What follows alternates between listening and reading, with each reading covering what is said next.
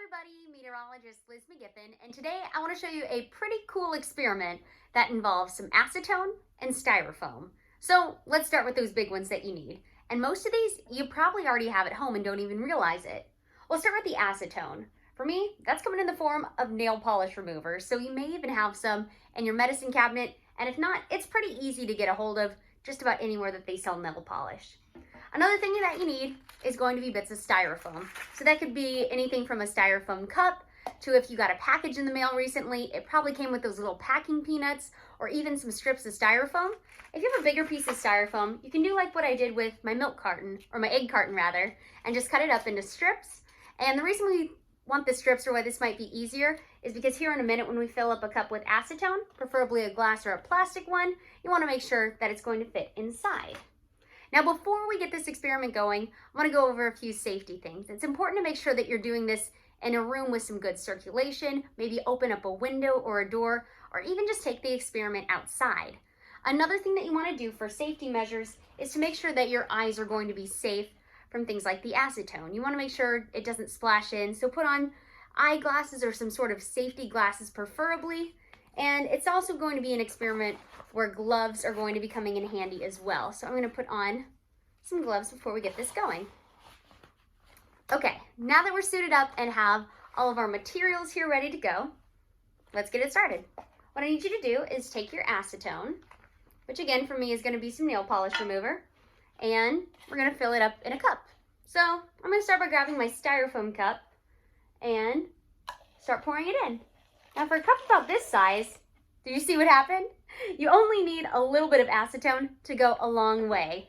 Instantly, it's like the bottom drops straight out of this, and you're almost left with this little bit of goo. Now, let's figure out what happens if we just, maybe fold it down, put the rest of the cup in here. You're gonna notice it really doesn't take long to get much of a reaction. If you can see what's going on, you're gonna notice a lot of bubbles that are happening, and the rest of the styrofoam cup, well, it's basically disappearing within the acetone solution.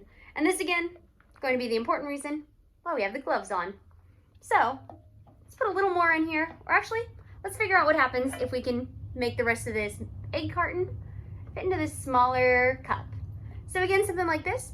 I don't know, maybe fill it up about half the way. Grab your next round of styrofoam, and then start pushing. So what's going on with this is that styrofoam is actually made up of over 90% air. And when we put the styrofoam into the acetone, what the acetone is doing is breaking up the bonds that are holding the styrofoam together. Those bubbles that are occurring, that's actually air escaping from the styrofoam. And what we're left behind with are basically little plastic beads, which is the part of the styrofoam that we can see. Styrofoam, basically those little plastic beads that have just been really pumped up with air. So as we combine the two, break up those bonds, there goes the air, and we're left with a much, much smaller product.